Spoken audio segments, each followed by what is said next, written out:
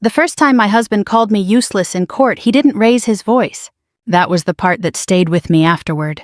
He stood beside his attorney in a navy suit I had once helped him choose for a fundraising dinner in Boston, his hand resting lightly against the edge of the table, and said it the way someone comments on the weather. She hasn't worked in over 20 years. My wife is emotionally overwhelmed, financially dependent, and frankly, she's just a useless housewife. The courtroom went still in that strange bureaucratic way silence settles in government buildings. No gasps, no drama, just the low hum of fluorescent lights and the faint clicking of the court reporter's keys. I kept my hands folded in my lap. Then Judge Elena Morales looked away from my husband and toward his attorney. Not angry, not surprised. Interested? Counselor, she said carefully, do you truly not know who Mrs. Whitmore is? For the first time that morning, Richard stopped looking comfortable. Courtroom 7B sat on the 4th floor of the Norfolk County Courthouse in Dedham, Massachusetts. The room was smaller than television had taught people to expect. No polished wood grandeur, no dramatic gallery packed with strangers waiting for scandal. Just worn benches, beige walls, and a radiator near the window that hissed every few minutes like it was tired of doing its job.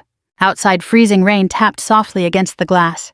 Inside, my husband was trying to convince a judge that I could no longer be trusted with my own life. My name is Margaret Whitmore. I am 57 years old. I was married to Richard Whitmore for 32 years.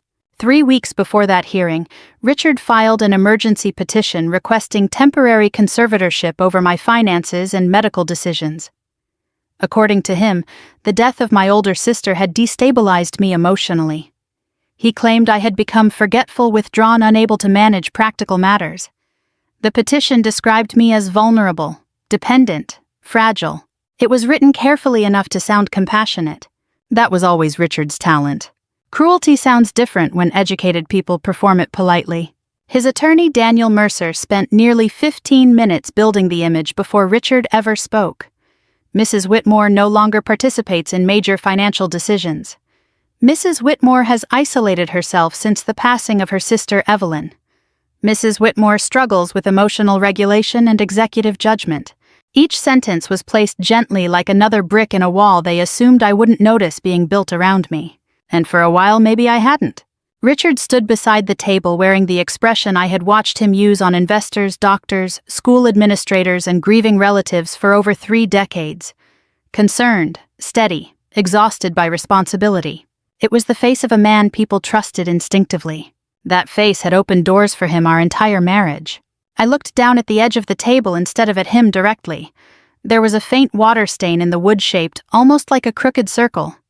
Tiny details become useful when you are trying not to react too soon. Richard had always relied on reaction. If I became emotional, he would call me unstable. If I became angry, he would call me irrational. If I defended myself too quickly, he would tilt his head slightly and ask the room to notice how defensive I sounded. So I stayed still. People misunderstand silence. They think it means weakness because they cannot imagine someone withholding words intentionally. But silence can also be observation, and I had spent most of my marriage observing. The first time Richard implied I was incapable of understanding money was 11 years earlier in our kitchen in Wellesley. Our son Ethan had just left for college. Claire was still in high school. I was standing near the counter sorting insurance paperwork for my father after his bypass surgery, while Richard scrolled through market updates on his phone. You don't need to stress yourself with all that, he said casually. Numbers were never really your thing. I remember stopping for half a second. Not because the sentence hurt, because it surprised me. I had handled nearly every major financial record in our household for years before Richard slowly repositioned himself as the practical one. Taxes, schedules, estate paperwork, trust documents for his mother, most of it had crossed my desk first. But he had started revising history gradually, the way careful people repaint old walls one layer at a time. She gets overwhelmed with details, he would say at dinner parties when conversations turned financial. Or, Margaret prefers simpler things. Everyone always smiled warmly when he said it, including me. At the time I told myself it wasn't worth correcting. What I did not understand then was that repetition eventually hardens into identity if nobody interrupts it. By the time Evelyn died, even our children had started unconsciously accepting Richard's version of me. Not cruelly, just quietly. My sister passed away in October after a 2-year fight with ovarian cancer. During those final months, I spent more nights in hospital chairs than in my own bed. Richard stepped in constantly during that period. He handled calls, scheduled meetings, organized estate paperwork while I focused on Evelyn's care. You shouldn't carry everything alone, he kept telling me. At the time, it sounded supportive. Grief changes the standards by which we measure trust. Exhaustion lowers them further. Then 2 weeks after the funeral, I received the petition.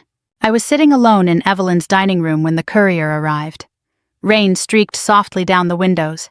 Her coffee mug still sat beside the sink because I had not yet been able to move it. I remember reading the first page once, then again more slowly. Emotionally diminished. Financial confusion. Inability to recognize risk. The language was clinical enough to sound objective, but underneath it was something colder. Richard wasn't trying to protect me. He was positioning me. That same week, one of Evelyn's estate accounts flagged irregular activity requiring additional verification. The bank representative spoke carefully, professionally, but her tone changed when she realized I understood compliance terminology better than she expected. After the call ended, I sat very still in my sister's empty house with the file open across my lap, and for the first time in months, the grief moved aside long enough for something else to settle into place. Pattern recognition. Back in courtroom 7, Judge Morales looked from Richard to me again. "Mrs. Whitmore, she said you've been unusually quiet this morning." "Yes, Your Honor." "Is there a reason for that?" I lifted my eyes fully for the first time. "Yes," I said calmly, "because my husband's case depends entirely on me staying quiet long enough for him to finish telling his version first." The room changed after that. Not dramatically, just enough. Daniel Mercer shifted slightly beside Richard. The court reporter stopped typing for 1 second before continuing. Even the judge leaned back differently, like someone adjusting focus on a camera lens. Richard looked at me then. Really looked at me. Not as his wife. As a variable he might have miscalculated. And for the first time in years, I let him wonder if he had. People assume manipulation begins with cruelty. Most of the time it begins with convenience. That was the dangerous thing about Richard. He never forced his way into control. He arrived there gradually through usefulness, through calmness, through the quiet authority people automatically hand to someone who sounds certain. After Evelyn got sick, my entire life narrowed into schedules, medication charts, specialist appointments, and long drives between Boston and Providence, with cold coffee sitting untouched in the cup holder beside me. There were weeks when I slept in the same sweater 3 nights in a row because changing clothes felt less urgent than answering another hospital call. Richard stepped into that chaos like someone volunteering to carry heavy boxes. "Let me handle the bank," he would say while I sat beside my sister's hospital bed reviewing insurance forms. Or, "You focus on Evelyn, I'll take care of the administrative side." At first I was grateful. That part matters. People always want a clean villain and a clean victim because it makes stories easier to organize morally, but marriage doesn't decay that neatly. Richard was not pretending every second of our lives together. There were years when I loved him honestly, years when he made me laugh, years when he sat beside me at 2 a.m. while Ethan struggled through pneumonia as a child. That history complicates recognition. You don't immediately suspect the person who has spent decades becoming familiar to you, especially when you are tired. And grief makes exhaustion feel permanent. By November, after Evelyn's funeral, Richard had inserted himself into nearly every financial conversation connected to her estate. He framed it naturally, efficiently. He already knew the attorneys. He already had copies of paperwork. He already understood timelines and account structures better than I supposedly did. "You shouldn't be dealing with this right now," he told me one evening while I sat at our kitchen island staring at a stack of probate documents I had read 3 times without absorbing. "Your head's not in the right place yet." Not cruel. Concerned. That was always how he did it. He never removed authority from me directly. He positioned himself as relief from responsibility, until eventually the difference between support and control became difficult to identify. The frightening thing about slow manipulation is that it rarely feels like losing something in real time. It feels like resting. I remember one afternoon in late November when Claire stopped by unexpectedly after work. She stood near the refrigerator in her wool coat watching Richard answer questions from Evelyn's attorney over speakerphone, while I sat quietly at the table. After the call ended, Claire looked at me carefully. "Mom, are you okay letting Dad handle all this?" Richard answered before I could. "Your mother has enough on her plate." Claire hesitated just long enough for me to notice. Then she nodded slowly. At the time, I told myself she looked uncertain because she was grieving too. Later, I realized she was noticing the same shift I had spent months trying not to name. By December, Richard had begun speaking for me automatically in public again. She gets overwhelmed with financial details now. Or, Margaret's having trouble focusing since Evelyn passed. The language became smoother each time he repeated it, more practiced, like a story improving through rehearsal. The frightening part was how easily people accepted it. Neighbors accepted it because grief makes withdrawal look reasonable. Friends accepted it because Richard sounded compassionate. Even Ethan accepted it because sons often inherit their understanding of competence from the louder parent. Meanwhile, I watched. Not emotionally, structurally. That distinction matters. Most people think awareness arrives dramatically. A confrontation, a betrayal, a single undeniable moment. For me, it arrived through paperwork. 3 days after Christmas, I drove alone to Evelyn's house to continue organizing her records before the estate sale. Snow covered the backyard in thin, uneven patches where dead grass still pushed through. Inside the house smelled faintly like dust and peppermint tea. Evelyn had always been meticulous with documents. Every cabinet labeled, every file dated neatly in blue ink. She believed records were a form of respect. That was why the inconsistency stood out immediately. One signature page in her trust amendment file looked wrong. Not obviously forged, Richard was smarter than that. But the pressure pattern felt inconsistent with Evelyn's handwriting during her final months. The slant was slightly stronger, the spacing too controlled. Most people would never notice. I noticed because years earlier, before I became Margaret Whitmore, the stay-at-home wife, I had spent over a decade noticing things people overlooked professionally. I sat at Evelyn's dining table for almost an hour with the document in front of me. Then I opened the remaining files. The pattern widened slowly. Transfer dates clustered around specific hospitalizations. Authorization changes appeared during periods when Evelyn had been heavily medicated. Certain account summaries existed as copies rather than originals. Nothing dramatic, which was exactly what made it dangerous. Large theft attracts attention. Small irregularities survive because they resemble ordinary confusion. That night I returned home just after 7. Richard stood in the kitchen pouring bourbon into one of the crystal glasses we received as wedding gifts 28 years earlier. "You were gone a while," he said casually. "I stayed longer than I planned." He handed me a glass automatically before taking his own to the living room. The television played muted cable news nobody was actually watching. I sat across from him and studied his face while he spoke about interest rates and a zoning issue connected to one of his developments downtown. Steady voice. Relaxed posture. No visible anxiety. Then halfway through a sentence he stopped. Not completely. Just enough. What he asked? Nothing. "You're looking at me strangely." I lowered my glass carefully onto the coaster beside me. "Did Evelyn ever sign financial authorizations while medicated?" The pause afterward lasted less than 2 seconds. "But it existed." Richard leaned back slowly. "Where is this coming from?" "I'm asking." "She trusted me," he said evenly. "Someone had to handle things." Not an answer. A repositioning. I nodded once like I accepted it. Then I watched him relax slightly. That was the moment I understood something important. Richard still believed I was grieving too heavily to think clearly, which meant he had underestimated the single worst possible person he could underestimate. Because long before I became his wife, before children and dinner parties and charity events and 32 years of being introduced as Richard Whitmore's calm, supportive spouse, I had built my entire career around identifying financial fraud. And suddenly, after years of silence, I could feel the old instincts waking up again. Before I married Richard Whitmore, my last name was Hale. Before I became a wife, then a mother, then the woman everyone politely described as graceful and supportive, I spent 12 years working for the Financial Crimes Enforcement Division in Washington. Not as an attorney, not as an agent carrying a badge and gun through dramatic hallway raids like television likes to imagine. I investigated patterns. That was my specialty. Money almost never disappears loudly. It shifts quietly, gradually. Hidden beneath ordinary transactions, people stop noticing because familiarity dulls attention. Most financial fraud survives because someone assumes no one patient enough will ever sit still long enough to map the entire structure. I used to be very patient. Apparently I still was. 3 nights after I questioned Richard about Evelyn's signatures, I sat alone in the small study beside our bedroom while snow drifted softly across the backyard outside the windows. The house was silent except for the low ticking of the grandfather clock downstairs.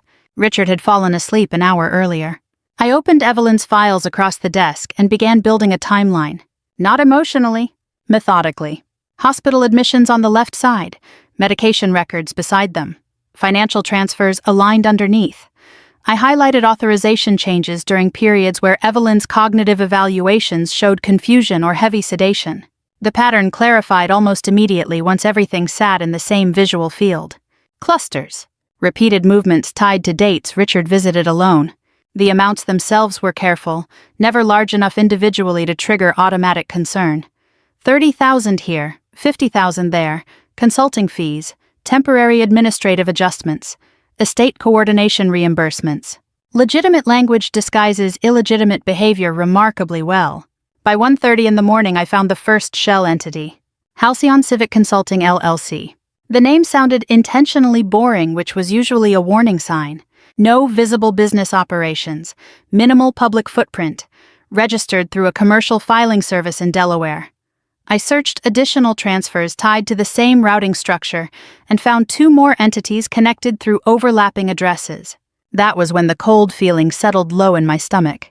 Not panic, recognition. I had seen structures like this before. Richard wasn't improvising. He had been organizing this carefully. The next morning, I drove into Boston alone and parked outside a narrow brick building in Back Bay, where an old colleague named Thomas Avery still worked private compliance investigations after leaving federal service.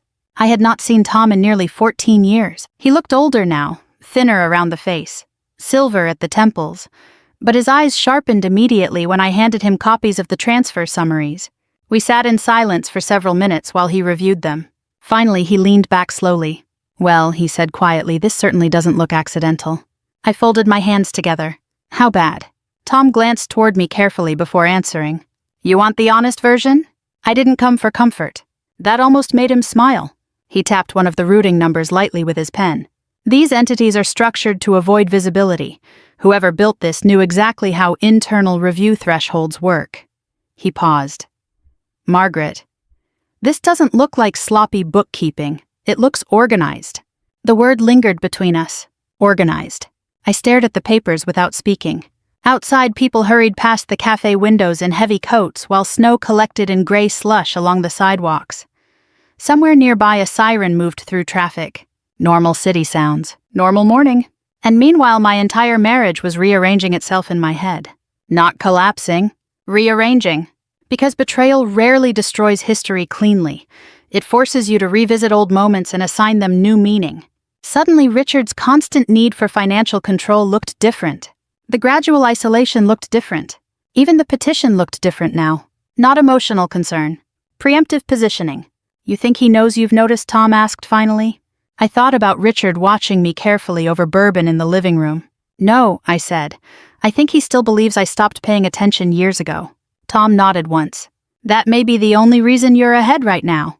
I left his office carrying photocopies inside a plain manila envelope that suddenly felt much heavier than paper should. That afternoon, Richard called while I was driving home. "How'd lunch with Claire go?" he asked casually. I tightened my grip slightly on the steering wheel. "I wasn't with Claire." A brief silence. "Oh," he said lightly. "I thought that's where you went." He was checking movement. Confirming uncertainty. I looked through the windshield at slow-moving traffic crawling across the Mass Pike, while freezing rain blurred the skyline ahead. "I had errands," I replied.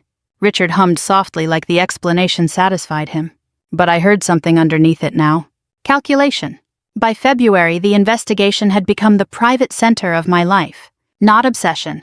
Discipline.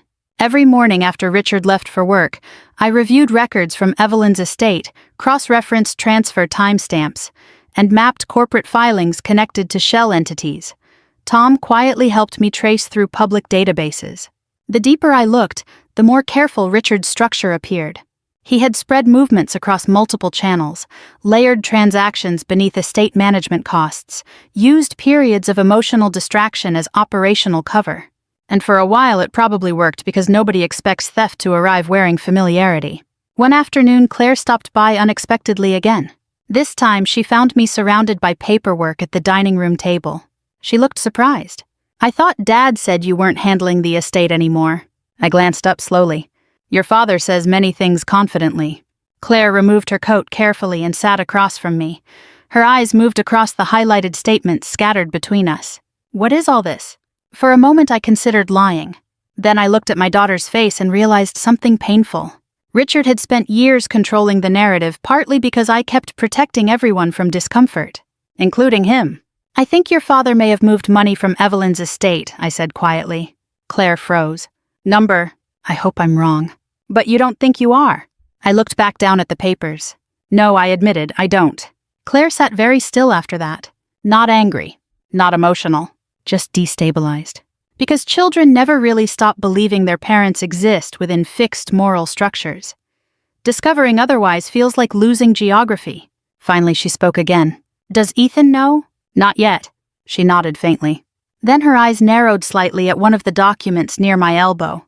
I remember this company name. I looked up sharply. Which one? Halcyon Civic, she said slowly. Dad mentioned it last year during one of Grandma Evelyn's hospital stays. He said it was helping reorganize her trust administration. My heartbeat slowed instead of speeding up. Confirmation often arrives quietly. You're sure? Claire nodded once. He sounded annoyed because Grandma kept asking questions about it. I wrote the memory down immediately. Not because it proved everything, because patterns matter. Claire watched me carefully while I took notes. You've done this before, she said softly. Not a question. I met her eyes. Yes. Something shifted in her expression then. Not fully understanding yet, but beginning to see me differently. And I realized with sudden clarity that Richard's greatest mistake was never the money. It was assuming the version of me he preferred had become the only version left alive. The first formal inquiry reached Richard on a Tuesday morning. I knew because he came home for lunch. For 32 years, my husband had followed routines with near-mechanical consistency. Coffee at 6:30, office by 8, calls scheduled in 15-minute blocks, lunch meetings arranged weeks in advance. Richard believed discipline created superiority. So when I heard the garage door opening at 11:40 in the morning, I closed the file in front of me before he entered the kitchen. He stopped when he saw me sitting at the table. Not startled. Assessing. You're home early, I said. Meeting canceled. A lie. Not a dramatic one, just smooth enough to pass if nobody examined it carefully. Richard loosened his tie and crossed toward the refrigerator while I watched him move through the kitchen we had renovated 12 years earlier together. Marble countertops, soft gray cabinetry, the expensive warmth of a house designed to look effortless. People always assume wealth creates transparency. Usually it just creates better hiding places. You've been busy lately, he said casually as he poured sparkling water into a glass. I folded my hands loosely together. Have I? You seem occupied. There it was again, fishing without appearing to fish. I looked at him calmly. I've had time to think. Richard nodded slowly like that confirmed something disappointing but expected. That's what worries me. I almost smiled at that. Not because it was funny, because it was precise. For years, Richard had depended on my exhaustion, my distraction, my willingness to let conversations pass unfinished because preserving peace felt easier than interrogating every subtle dismissal. Now I was thinking clearly again, and he could feel it. He sat across from me at the table, the untouched glass resting near his hand. There's been some confusion regarding Evelyn's accounts, he said carefully. Banks tend to overreact when estates are involved. I kept my face neutral. What kind of confusion? Routine compliance reviews. Not false. Incomplete. The best manipulators rarely lie directly when truth can be rearranged instead. He watched me closely after saying it, waiting, measuring whether I already knew more. I lowered my eyes briefly toward the closed folder near my elbow. Are they asking for documentation? A pause. Tiny. But real. Yes. What kind? Administrative transfers, estate reimbursements. He shrugged lightly. Nothing significant. That word again. Significant. As though importance could be determined by tone instead of structure. I nodded once, then reached for my coffee. Richard relaxed slightly. And in that moment I realized something essential. He still believed this was manageable because he still believed he controlled the pace of discovery. What he didn't understand was that institutions move differently once patterns trigger internally, quietly, methodically, without emotion. Exactly the way I used to work. 2 days later, I met Olivia Grant for the first time. Her office overlooked the harbor downtown, all steel and muted blue carpeting with shelves organized so precisely they looked untouched. Olivia herself appeared almost deceptively understated, Mid-40s, dark hair pinned neatly back, no dramatic courtroom energy, no oversized personality. People underestimated her instantly, which I suspected suited her perfectly. She reviewed the files without interruption for nearly 40 minutes, while I sat across from her listening to the faint hum of heating vents overhead. Finally, she closed the final folder carefully. "Your husband filed the conservatorship petition before these reviews escalated publicly," she said. "Yes, that timing matters." "I know." Her eyes lifted toward mine for the first time fully. "You were in financial crimes." "Not a question." "Yes. And he knows that." "He knows I worked for the government before we had children." I paused slightly. I don't believe he remembers enough specifics to feel threatened by it. Olivia leaned back slowly. "That may become important later." Outside the office windows, Boston Harbor looked almost silver beneath heavy February clouds. Ferries moved slowly through gray water while wind rattled softly against the glass. Olivia tapped one fingernail lightly against the folder. "Margaret, I need to ask you something directly." "All right. Do you believe Richard intended to isolate you gradually before filing this petition?" The question settled heavily between us, because until that moment I had focused almost entirely on the financial structure itself, not the emotional architecture surrounding it. I thought about years of subtle correction. Margaret doesn't handle stress well anymore. Margaret gets confused with numbers. Margaret's grieving too heavily to manage details. Not dramatic statements. Accumulation. Carefully repeated identity erosion. "Yes," I said finally. Olivia nodded once like she had already suspected the answer. Then we proceed carefully. And careful became the center of everything afterward. The reviews widened quietly over the next 2 weeks. More document requests. Additional transaction verification. Compliance departments contacting intermediary entities connected to the transfers. Richard began sleeping less. I noticed because he started walking downstairs around 2 or 3 in the morning, believing I remained asleep while he took calls from the kitchen in low, controlled tones. One night I followed silently halfway down the staircase and listened from the shadows near the landing. "No, that account stays untouched," he whispered sharply. "Do not move anything else right now." Silence. Then, because visibility creates patterns, I stood completely still after hearing that. Not emotional, cold. Because innocent people do not speak about visibility that way. The next morning, Richard acted perfectly normal at breakfast. He discussed Ethan's upcoming promotion, mentioned weather delays near Hartford, asked whether I needed groceries. The performance would have impressed anyone who didn't know him intimately. But stress had begun creating microscopic fractures in his rhythm. His coffee cup trembled once while he reached for it. His responses arrived half a second too late occasionally. And most importantly, he stopped underestimating my silence. Claire noticed it too. "He's nervous," she said quietly one afternoon after Richard left the room during Sunday dinner. Ethan frowned immediately. "Dad's not nervous." Claire looked toward me briefly before answering. "You haven't been watching him carefully." Ethan shifted uncomfortably in his chair. At 32, my son still wanted morality to remain simple. Fathers stable, mothers emotional, family structures understandable. But adulthood eventually forces everyone to recognize complexity whether they want to or not. 3 days later, Richard made his first serious mistake. One of the monitored shell accounts initiated another transfer during active review. Not large, just careless enough. The institution flagged it immediately. And because the account was already tied to pending compliance requests, the movement escalated automatically beyond internal banking review. Federal inquiry. When Olivia called me that evening, her voice remained calm, but quieter than usual. "He moved money after review protocols were active," she said. "Yes." A pause followed. "Then, that changes everything." I stood near the living room window while snow drifted softly across the dark backyard outside. Upstairs, I could hear Richard moving through our bedroom. Still unaware the ground beneath him had already started giving way. "What happens now?" I asked. Olivia exhaled carefully. Now she said the system starts looking back. Courtrooms change slowly. That was something television never understood. No dramatic music swells when power shifts from one person to another. No visible tremor moves through the room announcing that someone's version of reality has begun collapsing. Most reversals happen quietly through posture attention and the gradual withdrawal of certainty. The second hearing took place on a Monday morning in March. Rain streaked the courthouse windows in thin silver lines, while attorneys shuffled papers beneath fluorescent lights that made everyone look slightly exhausted. Richard arrived early, dressed more carefully than usual. Dark charcoal suit, blue tie, hair trimmed shorter than normal. Control through presentation. He had built his entire life that way.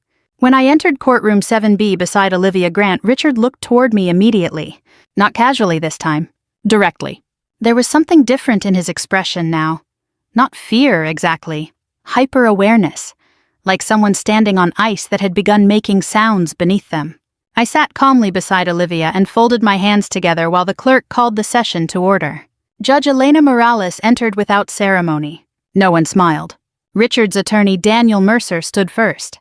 Your Honor, he began smoothly, my client remains deeply concerned about Mrs. Whitmore's deteriorating emotional condition and impaired judgment following the death of her sister. Judge Morales lifted one hand slightly. Counselor, she interrupted before we continue, I'd like clarification regarding several financial reviews connected to the estate of Evelyn Hale. Daniel hesitated, only briefly, but it was enough. Richard stared forward, very still beside him. Olivia rose slowly. Your Honor, we've provided supplemental documentation regarding those reviews as requested. She handed a folder to the bailiff who delivered it to the bench. Nobody spoke while Judge Morales reviewed the first pages. The silence stretched long enough for the room itself to begin feeling smaller. Finally, the judge looked up. These transfers, she said carefully, appear unusually structured. Richard shifted beside his attorney. Daniel cleared his throat lightly. Your Honor, estate administration often involves temporary financial reallocations that may appear irregular without context. Olivia didn't immediately respond. That was one of the things I admired about her. She understood restraint professionally. Most attorneys rush to fill silence because silence feels dangerous to them. Olivia used silence like leverage. Mrs. Whitmore, Judge Morales said suddenly, looking toward me, would you briefly explain your professional background for the record? Richard turned toward me immediately, not dramatically, but sharply enough for me to notice. I stood slowly. My name is Margaret Whitmore, I said calmly. Before leaving federal service, I spent 12 years investigating financial fraud and compliance violations for the Financial Crimes Enforcement Division. The courtroom became very quiet after that. Not shocked. Recalibrating. Daniel Mercer blinked once. Richard didn't move at all. Judge Morales folded her hands together lightly. And during your professional work, she asked, did you specialize in identifying transaction concealment patterns? Yes, Your Honor. Another silence. This one heavier. I watched Daniel glance toward Richard briefly for the first time since proceedings began. A tiny movement, but revealing. Because until now, Richard's entire case had depended on a specific image of me remaining intact. Fragile widow, emotionally diminished wife, dependent homemaker, not investigator, not analyst, not someone professionally trained to detect deception. Judge Morales lowered her eyes briefly toward the files again. Mr. Mercer, she said, were you aware of Mrs. Whitmore's investigative background before filing this conservatorship petition? Daniel hesitated. We were aware she had not participated in active employment for many years. That is not what I asked. His jaw tightened slightly. No, Your Honor. Across the courtroom, I saw Richard's hand flex once against the table surface, a small involuntary movement. The kind stress creates before people realize it's visible. Olivia stepped forward then. Your Honor, the conservatorship petition asserts Mrs. Whitmore lacks the capacity to recognize financial risk. She paused briefly. What we are demonstrating instead is that Mrs. Whitmore identified transaction irregularities significant enough to trigger independent institutional review. She did not say fraud. Not yet.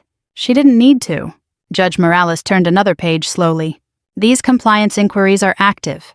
Yes, Your Honor, Olivia replied, including review requests tied to post-notification transfer activity.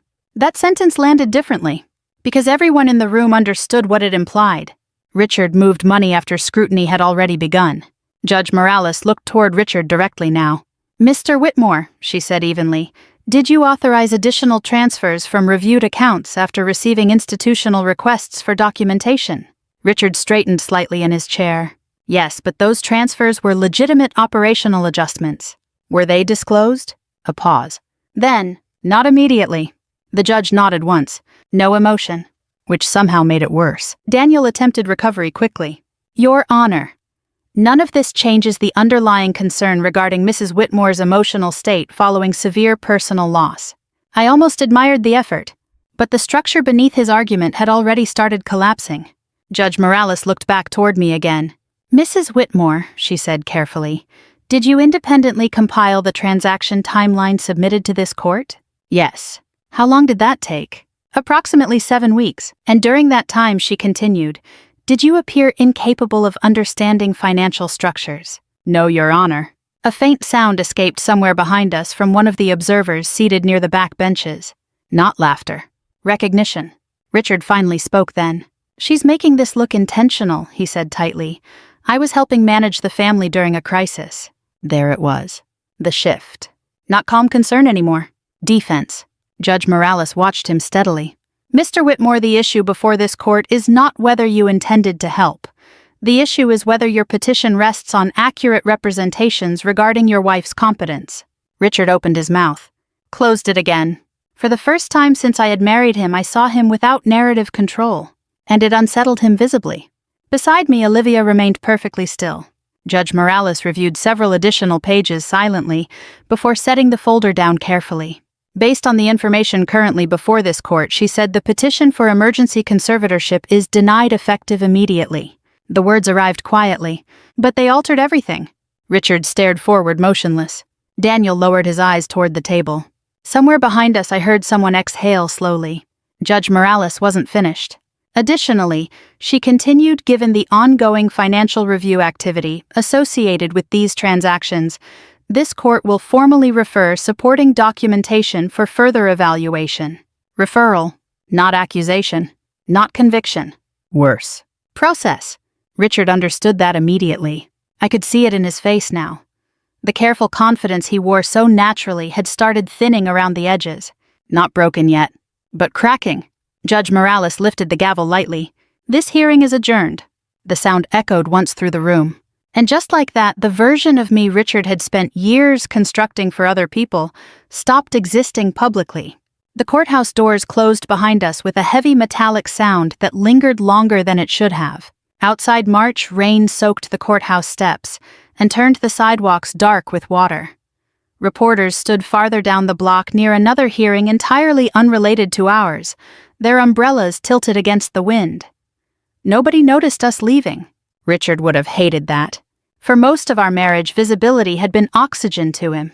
He liked entering rooms where people recognized his name, liked handshakes that lasted slightly too long, liked introducing himself through accomplishments before conversations even began. Now he walked beside his attorney in silence, eyes fixed ahead, while Olivia and I moved several steps behind them toward the parking structure. Neither of us spoke until the elevator doors closed. Then Olivia exhaled softly. He didn't expect the referral. "No," I said. "He expected embarrassment, not process." Olivia nodded once. "That's usually what people misunderstand about financial investigations. They imagine dramatic moments." She glanced toward the glowing floor numbers above us. "The real damage happens slowly." The elevator opened on level 3. Rain hammered softly against the concrete walls outside while we crossed toward my car. Before we reached it, my phone vibrated. "Ethan." I stopped walking. Olivia looked toward me briefly. "You should answer." I already knew from the timing that something inside him had shifted. "Mom." His voice sounded tight. Not angry. Disoriented. "Yes. I just left Dad." I leaned lightly against the side of the car while rain rattled across the parking structure overhead. "Okay." He told me the judge overreacted. I closed my eyes briefly. "That sounds like your father." Silence stretched between us. Then Ethan spoke more quietly. "Did you really work financial crimes?" There it was. Not accusation. Recalibration. Yes. Why didn't I know that? "You did," I said gently. "You just knew the shortened version." He didn't answer immediately. I could almost hear him reconstructing years in real time. All those dinners where Richard handled financial discussions. All those moments where I stayed quiet because contradicting him publicly seemed unnecessary. All those introductions, "Your mother stayed home with you kids." Margaret hates numbers. She leaves the complicated stuff to me. People rarely question a narrative repeated consistently enough, especially children. "I think Dad lied to me," Ethan said finally. The sentence came out strained, like something physically difficult to say aloud. I looked across the rain-dark skyline beyond the parking garage openings. "No," I said carefully. "I think your father edited reality until he started believing his own version more than the truth. That mattered." Because Richard did not experience himself as a villain. He experienced himself as necessary. Control had become so intertwined with identity for him that losing authority now felt in his mind like betrayal inflicted against him rather than consequence created by him. "I don't know what to think," Ethan admitted quietly. "You don't need to decide everything today." Another silence. Then, "Were you investigating him the whole time?" The rain intensified briefly overhead. "No," I said honestly. "At first I was trying to understand him." After we hung up, Olivia remained beside me without speaking. Finally, she said that was kind. I unlocked the car slowly. It was true. The investigations expanded rapidly after the court referral. Not publicly. Quietly. Banks requested additional verification from intermediary entities connected to the shell companies.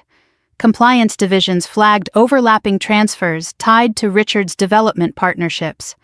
Internal auditors started asking questions that required documented answers instead of verbal explanations. And Richard had built too much of the structure around verbal trust. 3 days later, Claire came to the house alone. Richard was still downtown meeting attorneys. She stood near the kitchen island, removing wet gloves carefully while I made tea. "He's angry," she said softly. I handed her a cup. "Yes. He keeps saying you humiliated him." I almost smiled at that. Interesting word choice. Humiliation. Not misunderstanding, not mistake, not confusion. Humiliation, as though exposure itself had become injury. Claire sat quietly for a moment before speaking again. I asked him directly about Halcyon Civic. I looked toward her. "And he said you're twisting ordinary business operations into something ugly because grief made you paranoid." There was no bitterness in her voice while repeating it. Only sadness. I sat across from her slowly. "Did you believe him?" Claire stared down into her tea. I wanted to. That hurt more than accusation would have. Because wanting to believe someone is often the final fragile layer before trust breaks completely. "He keeps acting like you betrayed him," she whispered. I folded my hands together loosely. People who depend on control often experience accountability as betrayal. Claire looked at me then with an expression I recognized immediately. Adult recognition.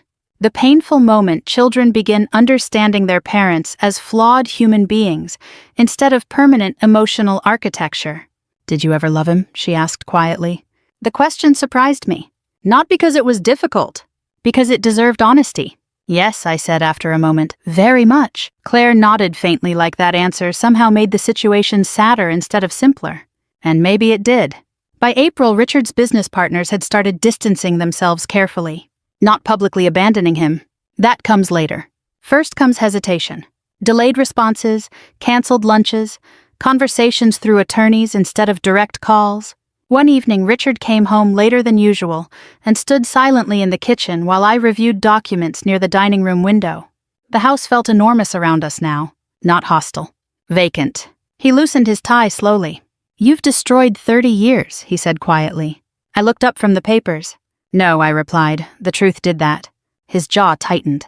"You think you're innocent in this? Interesting." "Not you're wrong. You're innocent."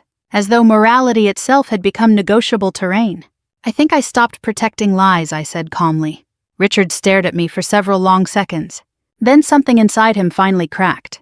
Not loudly. That would have been easier.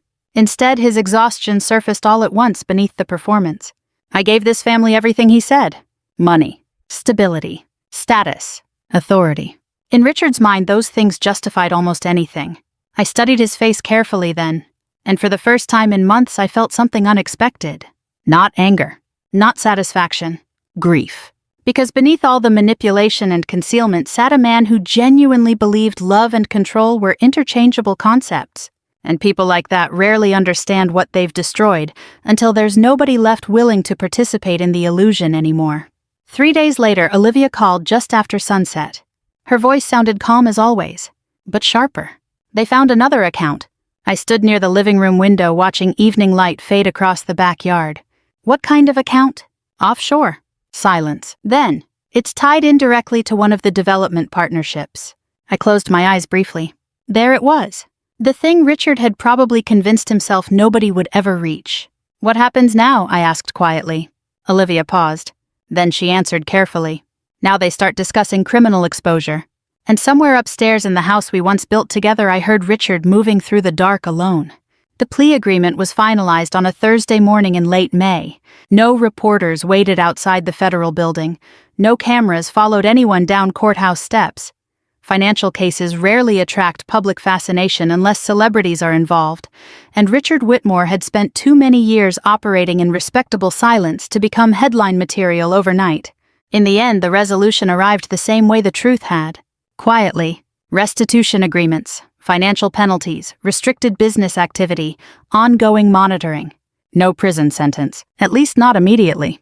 Olivia explained the terms to me from across her office while afternoon sunlight reflected softly against the harbor windows behind her. He cooperated once the offshore structure surfaced, she said. That mattered. I nodded slowly. Richard always understood negotiation. Even collapse became strategic eventually. He admitted everything. Olivia considered the question carefully. Not emotionally, she replied, but legally, yes. That sounded exactly like him. I thanked her, gathered my coat, and left the office alone. Outside, Boston had finally turned warm again. The air smelled faintly of seawater and pavement heating beneath the sun. People crossed intersections carrying iced coffee and talking into phones, their lives continuing untouched beside mine. I stood on the sidewalk for a moment longer than necessary. Not overwhelmed. Just still. Because after months of investigation hearings, documents, timelines, and revelations, the ending itself felt strangely small. That is the thing nobody tells you about surviving betrayal. The truth does not explode when it finally arrives. It settles. Richard moved out 2 weeks later. Not dramatically. No screaming, no broken dishes, no final confrontation in the driveway. A moving company arrived at 9 in the morning while I sat in the sunroom reviewing emails from a private consulting firm in D.C. that had quietly approached me about returning to investigative work part-time. I heard drawers opening upstairs. Footsteps crossing hallways. Closet doors sliding shut. 32 years of marriage reduced to labeled cardboard boxes and careful silence. At one point, Richard appeared in the doorway holding an old framed photograph from our anniversary trip to Maine years earlier. We both looked younger in it, less careful.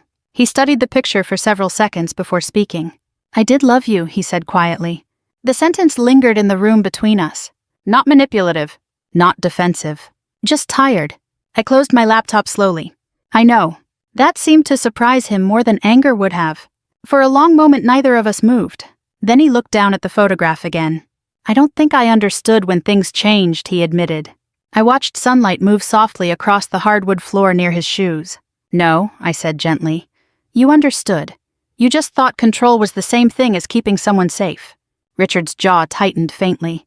But he didn't argue. Because somewhere beneath all the ego and denial and carefully constructed authority, I think he finally recognized the shape of what he had become. Not a monster. That would have been easier. Just a man who slowly convinced himself that love entitled him to ownership. He left 20 minutes later carrying the photograph under one arm. I never saw it again. Summer arrived gradually after that. The house changed first. Not physically, emotionally. Rooms that once felt tense became quiet in a different way now. Lighter. Claire visited more often. Ethan started calling every Sunday morning without obligation attached to it. Sometimes we spoke about the investigation. More often we didn't. Healing rarely happens through dramatic conversations. Usually it happens through ordinary moments repeating consistently enough that trust slowly rebuilds itself. One evening in July, Ethan sat across from me on the back patio while cicadas hummed softly in the trees behind the yard. I keep replaying things, he admitted, trying to figure out how I missed what Dad was doing. I set my wine glass down carefully. You were his son. That's not an excuse. No, I agreed, but it's an explanation. Ethan leaned back in his chair, staring out across the dark lawn. I think he needed everyone to see him a certain way. Yes, and I think you spent years helping him do that. The honesty in the statement almost hurt. Because it was true. I nodded once. I did. Why? I thought about that carefully before answering. Because the real reasons people stay quiet inside marriages are rarely simple. Sometimes maintaining peace feels easier than correcting someone constantly, I said softly. And after enough years, you stop noticing how much of yourself disappeared inside that peace. Ethan looked down at his hands. I'm sorry, Mom. I reached across the table and touched his wrist lightly. You don't owe me punishment for loving your father. The cicadas continued humming around us in the warm dark. And for the first time in a very long while, the silence between us felt healthy. In August, I drove alone to Providence to visit Evelyn's grave. The cemetery overlooked a small stretch of water where sailboats moved slowly beneath pale afternoon clouds. Someone had recently placed fresh white lilies beside her headstone. Probably Claire. I sat on the grass for a while without speaking. Not because I believed she could hear me. Because grief changes shape when enough time passes. It becomes less like drowning and more like carrying something carefully. Eventually, I took the small leather journal from my bag and opened to the final page again. If something doesn't feel right, you'll see it. I smiled faintly. Even now that sentence sounded exactly like Evelyn. Direct, practical, quietly certain. I closed the journal and looked out across the water. For years, Richard had mistaken my silence for absence. So had other people. They saw calmness and assumed weakness, saw restraint and assumed passivity, saw domestic life and assumed intellectual disappearance. But people only call women invisible after they stop looking carefully. And the truth was this. I had never stopped seeing. Not really. My husband thought being quiet meant I had nothing left to say. He never understood that silence is where I learned to watch. If this story stayed with you, I'd love to know what part touched you most. Leave a comment below and tell me where you're listening from tonight. Stories like this remind us how easily people can be underestimated and how powerful quiet strength can become when the truth finally has room to breathe. We have many more stories waiting for you here, stories about family betrayal, resilience, and the moments that change people forever. So if you'd like to continue this journey with us, subscribe and stay close. You never know which story will feel a little too familiar.